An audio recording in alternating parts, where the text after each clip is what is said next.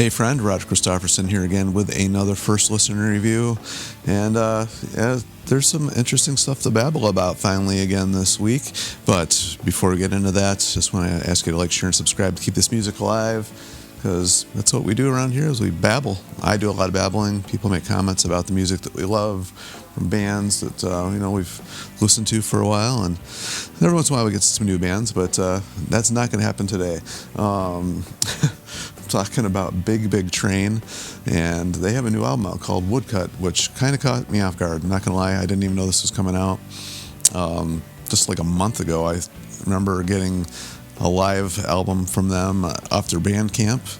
And in case you guys have never checked out Bandcamp, it's been a while since I've talked about that site, but I really like that site. It's like independent artists mainly, or where bands can release stuff independently. There's some other smaller record labels and stuff on there doing stuff.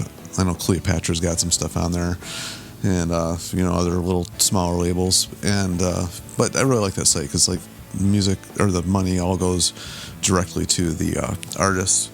I'm not sure exactly how the small record label thing works, but anyway, I really like that site. So anyway, you get a chance to check Big Train out on there. They have a live album. It's not really very much money. I think it was like $10-15. Don't remember exactly. I buy so much stuff it's hard to keep track. But anyway, this one, like I said, caught me a little off guard. This is one of these bands that had been around for a little bit before I actually caught wind of them. I have to admit, I think it was maybe right around 2018, 19, somewhere in that ballpark is when I kind of discovered these guys. I think it was when Nick DiVirgilio, hopefully I'm saying that name right. I know he's been around forever and I still don't know how to say the name right, joined the band. I was like a big Spock's Beard fan, and he was involved with that band for quite a while. He's done a ton of other stuff too, but that's kind of where I discovered him, and he joined this band, and I don't know, the sound of it just really, like, back then, what I was listening to, and whatever album it was then, I can't remember the name of the album, but that was really good. I really just caught my ear. It was kind of a unique sound. To me, it was like a modern sounding old Genesis, if that makes any sense at all. It was kind of like, to me, it sounded like early Genesis, like Peter Gabriel stuff, or maybe the early stuff right after Peter left with Phil singing, except more modern sounding production and arrangements and musicianship. I don't know. That's kind of what the impression I got from it. Big vocals, harmonies. It was more upbeat music that whatever album that was. I can't think of the name of it. It's driving me crazy. Jeez, it's going to drive me crazy. In the case of the olds, I'm sure I'll remember as soon as I get done filming this, though. But anyway, changed a lot of members over the years. In fact, I think the only original member at this point is Gregory Sponton, the bass player. Correct me if I'm wrong, but I'm pretty sure he is the only remaining original member. They've had a female singer involved for quite a while. I can't remember if she was original or not. Obviously not original, but how long she has been with the band. Her name is Claire Lindley. She does play a big part in this album as well. But they have a new singer his name is Alberto Braven, who I believe took care of all the production on this too. Of course, I set the CD down clear across the room. I'm not going to go over there and get it, but I'm pretty sure, if I remember right, he did all the production on this. I'm so unprepared today. I'm half awake, but I had to get this out there. Had a long weekend.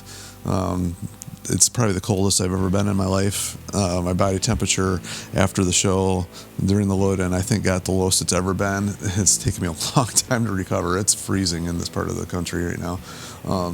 So forgive me if I sound like I'm half awake. But during all of that, I was actually listening to this album on the drive to and from the shows, and I really enjoyed the listen to this one. Of course, I mentioned Nick.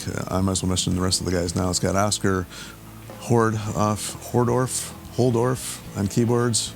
Claire, I mentioned Paul Mitchell on trumpet, piccolo trumpet, and vocals. Goodness gracious, I can't even read. Rickard, I'm definitely not getting this name right. Jablum on guitars, keyboards, and vocals.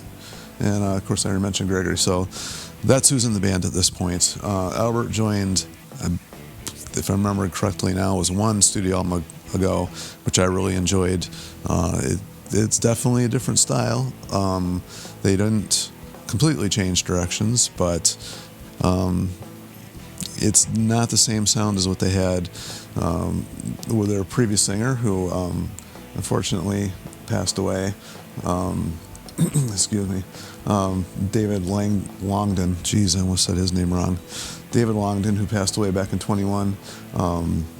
He had, like I said, to me, reminded me of like a mixture of like Phil and Peter Gabriel, but he even had his own tone to him. He had a more of a richer, more of a baritone type sound, but still had that really presence that cut through the mix. He had this really cool sounding voice, and they didn't try to imitate that when they got a new singer, but they tried to get somebody who could do the justice to the original stuff, but also have a sound of his own. I think that's probably the smartest way to go. I think, like, it's all just a matter of opinion, but I think that's probably the best way to go. So this album is completely different than anything that I've ever heard from these guys at all. For me, it was a little bit more rock, a little bit more like harder rock. Doesn't have it's too hard rock, but it's a little bit heavier than anything I've really heard or can remember hearing them do. And if I'm not mistaken, this might be the first concept album they've done. And I don't even like pretend to say I understand the whole concept here. I kind of vaguely grasp what's going on. It has to do, the name of the album, Woodcut, has to do with a way of doing art where they cut something into the wood, like a drawing into a piece of wood. They put it on ink, and they have to do the paint like backwards, and then they take that print and do it on paper, and it's just black and white, but in that image is like the reverse of what it would be. So it's like it takes a pretty big amount of talent to do something like that, and the struggle of the artist doing that, and it's kind of going through the mind of the artist throughout this, and it's broken up into like 3 different sections. Quite honestly, just because I was listening to this a lot in the car, it was hard to like grasp the whole concept of this thing. So if you're into that, the concept style things, I invite you to dig a little deeper into it. I, however, did not. I just wanted to like really enjoy the music first, and maybe I'll go and dig in a little bit deeper going on later what the actual story is. I'm stammering and stuttering and everything here trying to get through this. But we're getting through it.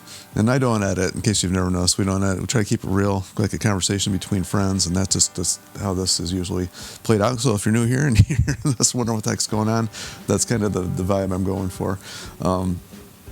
But when this first kicked in, first song, the first song is Inkwell Black. It's very short, just an introduction to what I consider the first song on here is The Artist, which is a 7-minute song. Man, the bass, they wasted no time getting to like a bass hook, which I loved. That's probably one of the most impressive things I've heard from any band in this genre in a very long time with the bass. I was really impressed. That was a cool little way to kick this album off. It instantly grabbed my ear. And I just really love the direction that it went from this point on. Of course, it's got, this is like a roller coaster ride, this one. It's got its ups and downs.